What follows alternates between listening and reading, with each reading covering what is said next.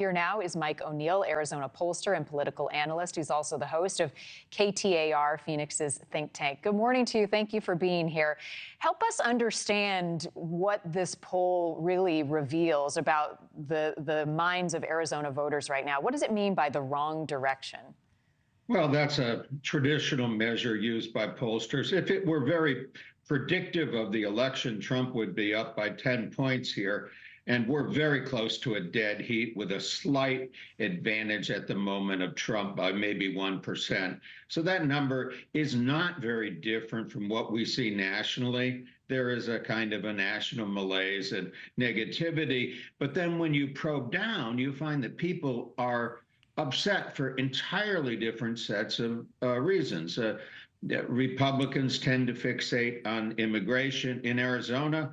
Among Democrats, education is the #1 issue. Inflation is a concern on both sides of the aisle. So I wouldn't fixate on that number because it isn't terribly different from the number that you get nationally. And the other thing about that is we've had a change in administration. We elected top Democrats in all offices, 2 years ago. And it's surprise, surprise, what happened in the answers to that question. All of a sudden, it's the Republicans who think that, among Arizonans who think that Arizona's heading in the wrong direction, whereas prior to the last election, it was primarily Democrats. So to some extent, that's a reflection of the extent to which your party's already in control.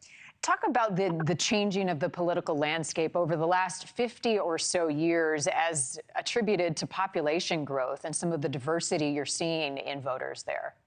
Oh, absolutely. We've had extraordinary change. Now, 50 years ago, Arizona was about as deep a red a state as there was. We're, of course, the home of Barry Goldwater and Goldwaterism. But very, very incrementally, there have been Democratic gains. In the last election, we are still a generic Republican beats a generic Democrat maybe by 6, 7 points in this state. But in this last election, what was very, very revealing is the Republicans nominated very, very far-right MAGA candidates to all the top offices, senator, governor, attorney general, and secretary of state, and they all lost.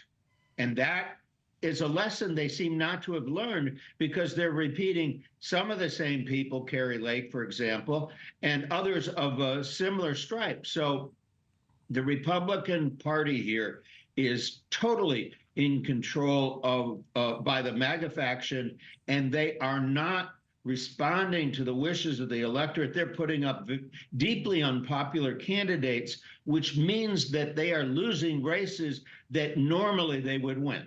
Yeah, and we're seeing the polls reflect that in this election. You know, one thing that we've done, Mike, over the last couple of weeks as we go to each of these swing states is talk about young voters because there is a certain energy among the youth vote right now. And I spoke to a young Democrat this week about Arizona, and they seem to see a lot of momentum behind Kamala Harris.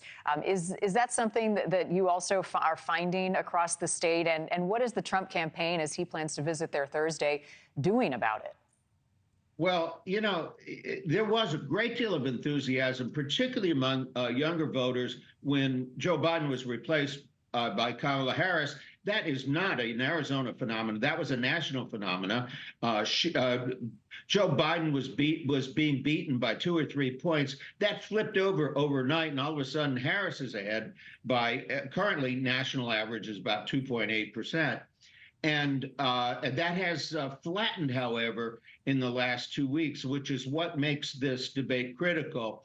Not only is she ahead by a marginal amount, the amount by which she's ahead, now I'm talking nationally, is exactly the amount by which most people who have looked at this say a Democrat needs to win in order to carry the Electoral College. So we were in an Electoral College dead heat. Nationally, in Arizona, we're maybe 1% more Republican than the nation as a whole. That's why we're a swing state. Thank you for watching. Go to newsnationnow.com to find NewsNation on your television provider. And don't forget to click the red subscribe button below to get more of NewsNation's fact-driven, unbiased coverage.